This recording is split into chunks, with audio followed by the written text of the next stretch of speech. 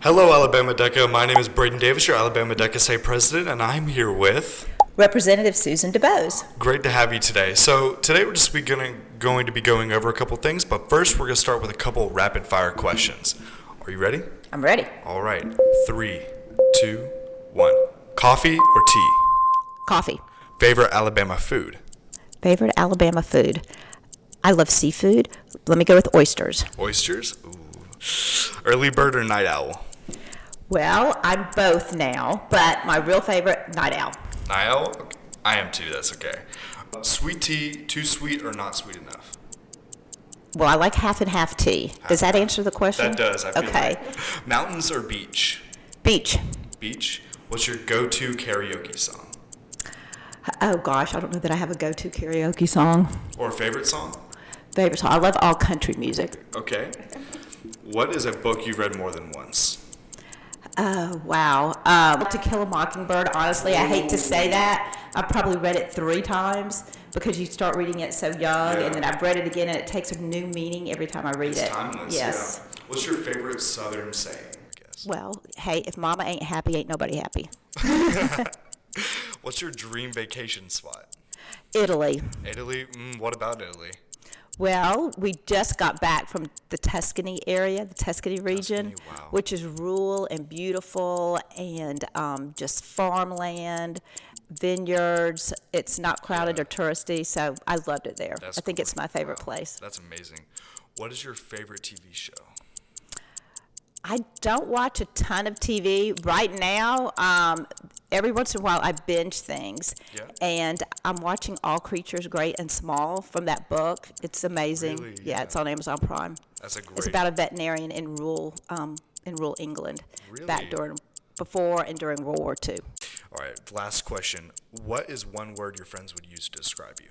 Well, I was recently described as tenacious, and I don't mind that at all. I think I'll go with it. I feel like I'm not actually familiar with that term. Could you describe that? Yeah, so I was described as a tenacious legislator in the context that I never give up on an issue. Yeah. I keep going and I keep working until it's accomplished. Mm-hmm. That's good. I like that. So along that same line, I'm just going to ask you a couple questions having to do with basically how Alabama DECA students can use your knowledge to go into their everyday lives. So our first question, what leadership qualities do you believe are most important for young professionals to develop today? Leadership qualities. Okay. First of all, because you're tenacious, right? Yeah.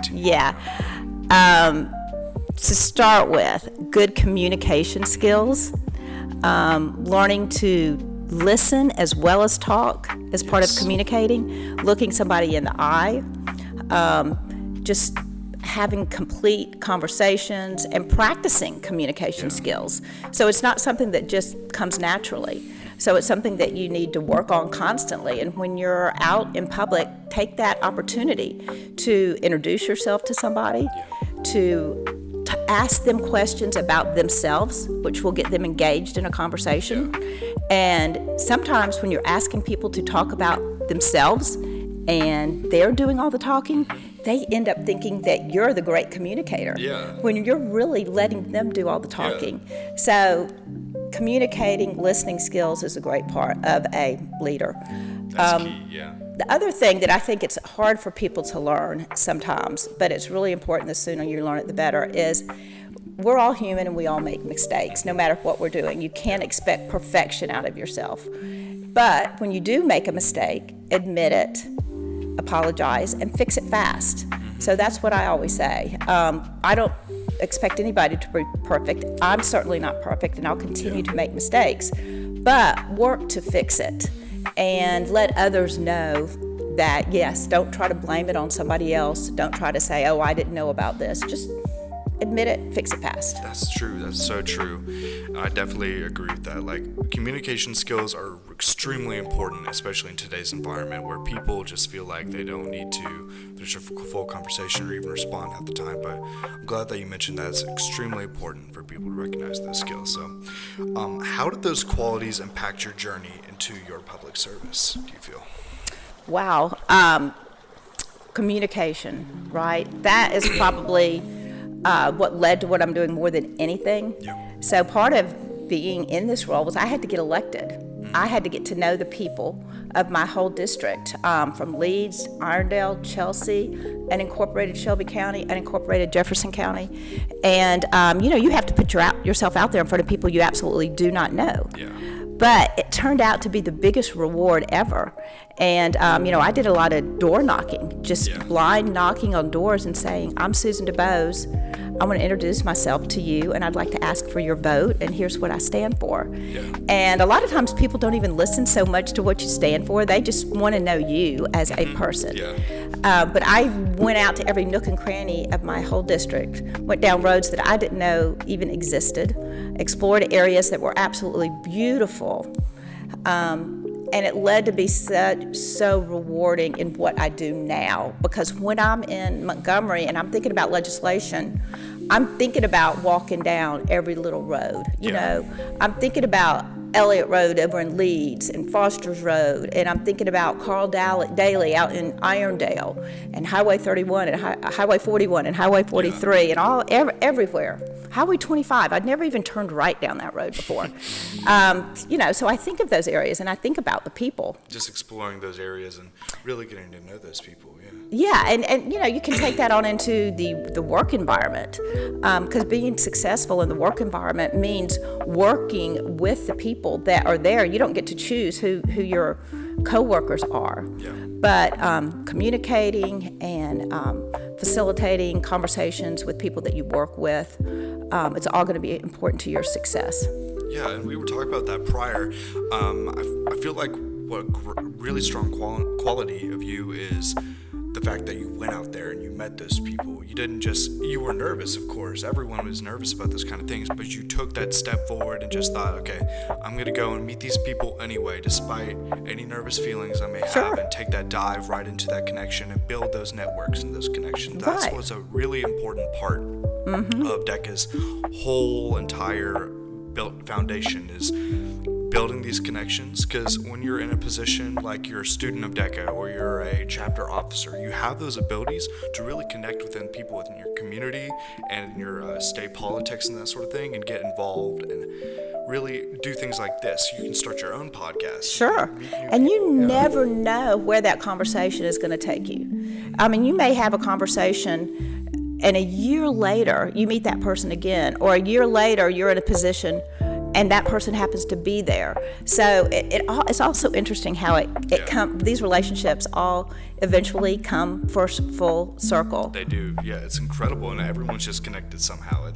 Especially in Alabama. That's right. We're all related somehow. Everybody knows somebody. I swear. There's somebody cousin or somebody's. It all is all. Your first conversation with somebody. Now I know somebody with that last name, and then you start talking about it, and pretty soon you figure out that you have mutual friendships, or even family. That's incredible. I do have another question. So, why is it important for students and young leaders to understand how government works and to be active in their civic engagement?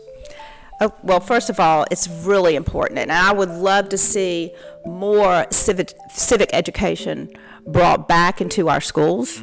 I think we have a requirement in 7th grade. There's even a civics test you're supposed to pass before you can graduate. Government as well. Government. Classes. Yeah, and look, you need to know how the government functions, because every business has to work within the context of the government.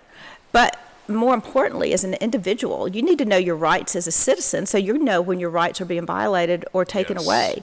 You need to know the branches of the government. And look, a lot of adults don't even understand how our state politics work. So I actually work down in Montgomery. I serve about 50,000 people, and I'm one of 105 legislators that work in the House of Representatives in Montgomery.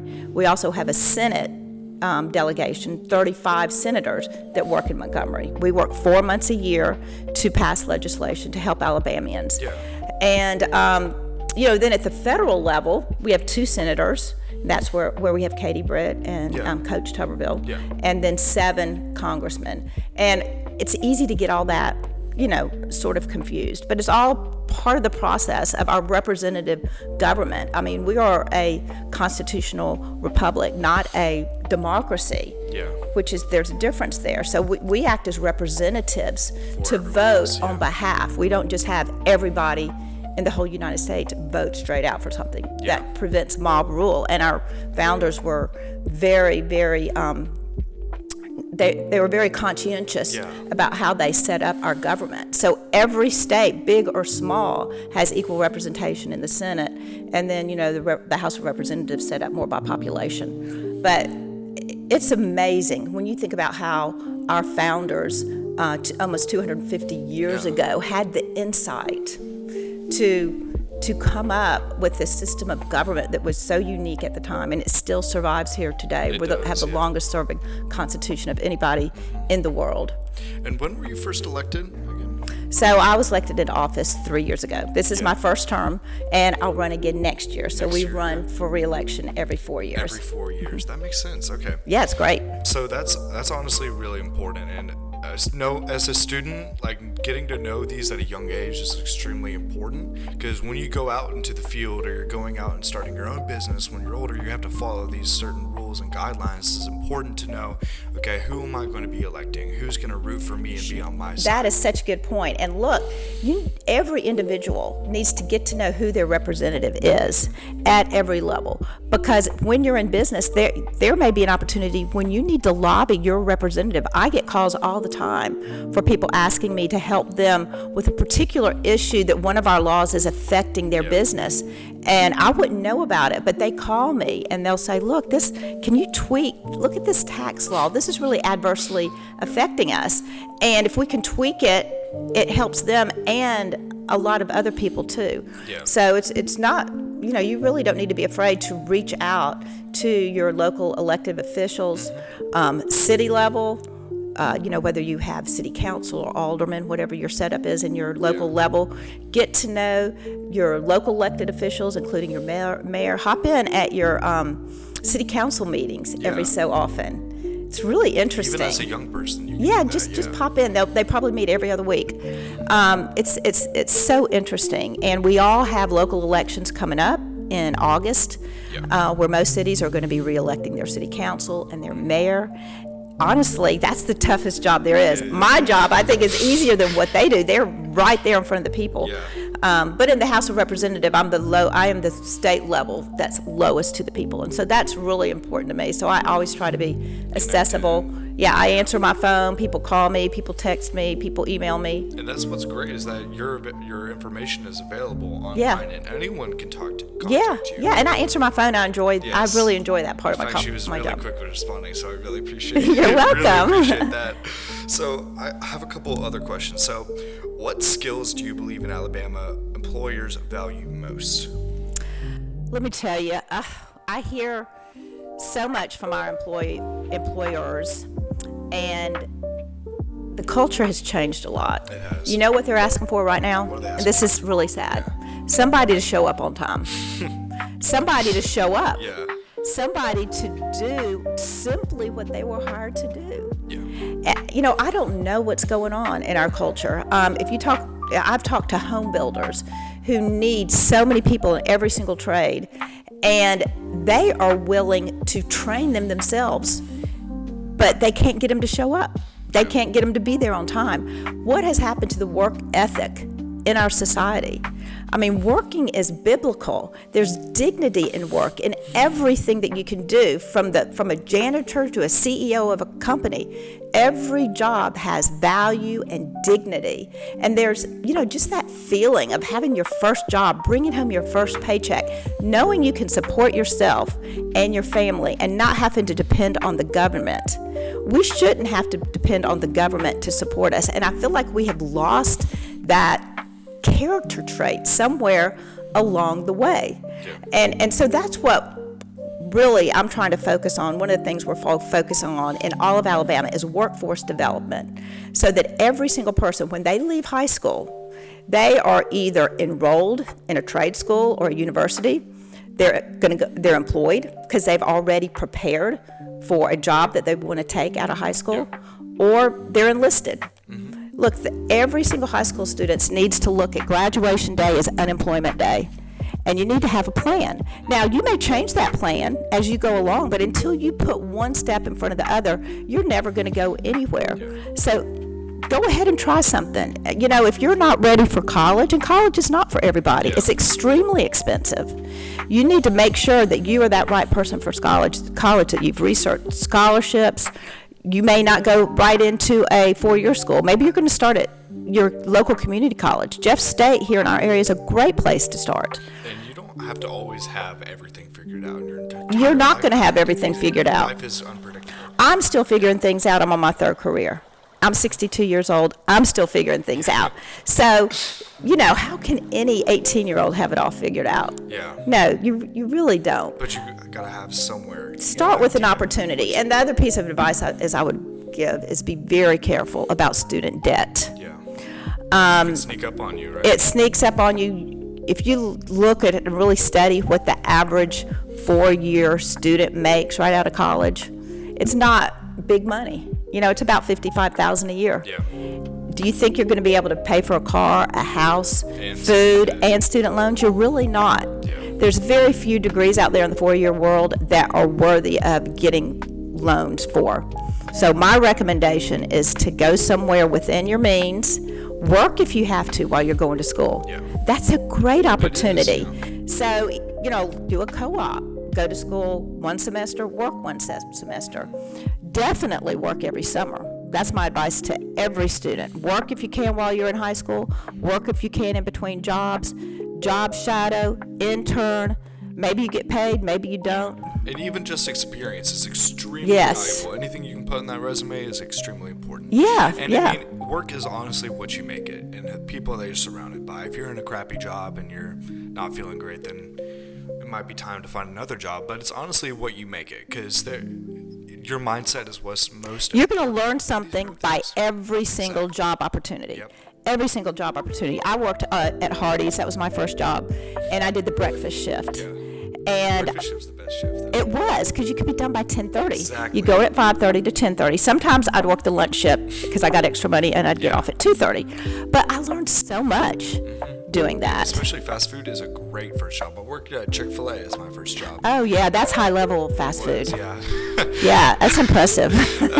It was extremely busy, and it taught me, honestly, like building these connections, just even if you're in the drive-thru, taking someone's order, coming up to them with a smile on your face, and just coming in with a positive mindset honestly Yes. means the world, because look at where they are now. Chick-fil-A is one of the most successful, probably the most successful fast food company in the world right now, just through their training and being able to teach workers that, okay, then they're hiring because they hire the right people. Yes, they're so good.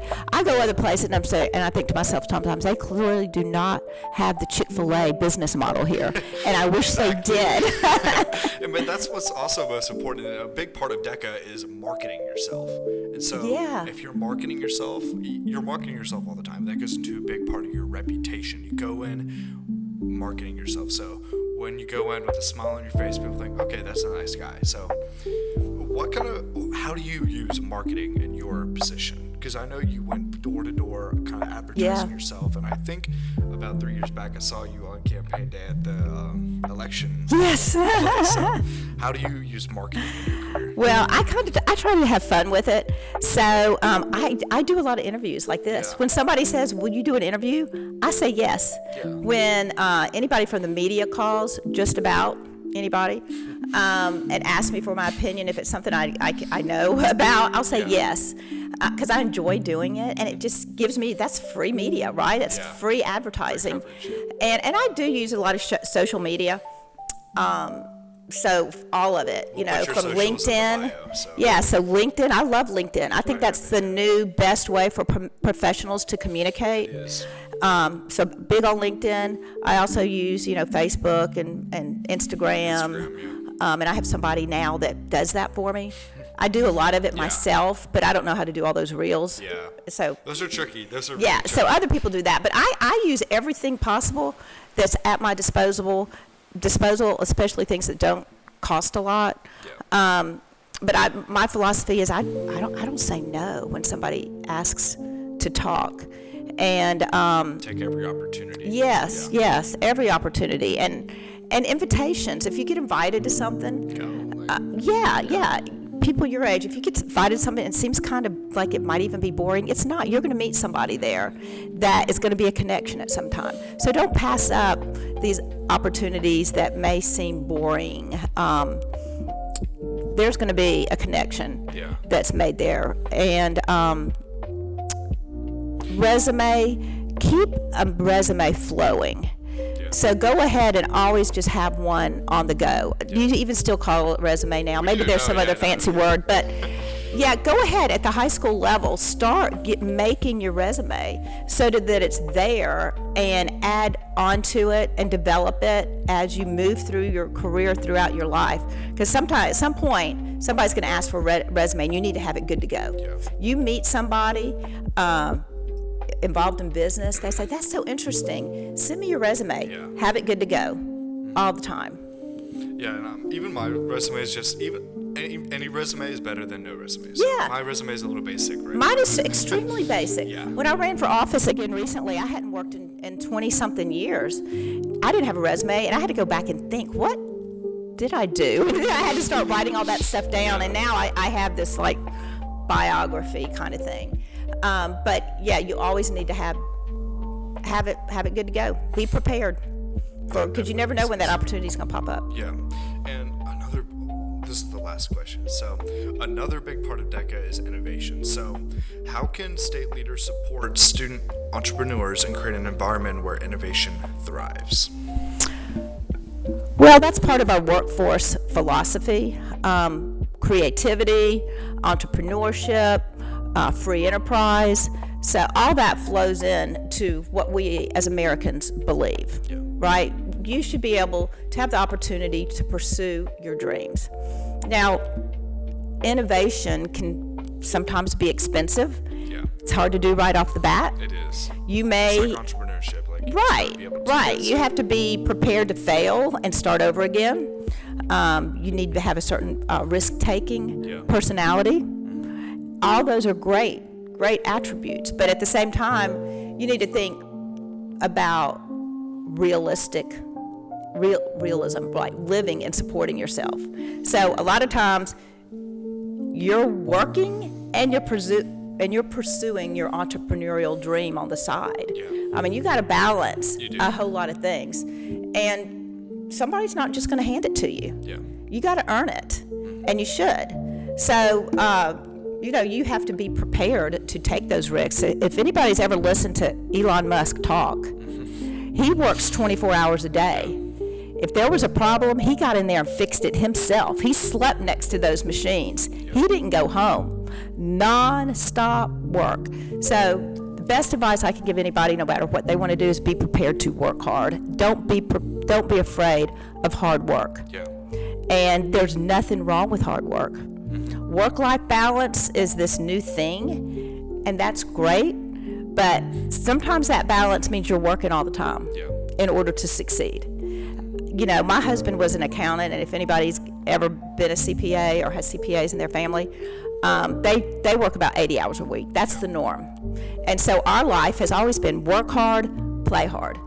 And there's times where he was always working, and we didn't go on vacation. We waited till summertime. We were never going to be able to go anywhere during tax season. That's part of it. That's life. Hard work is life. If you're starting out, an attorney, you talk about billable hours.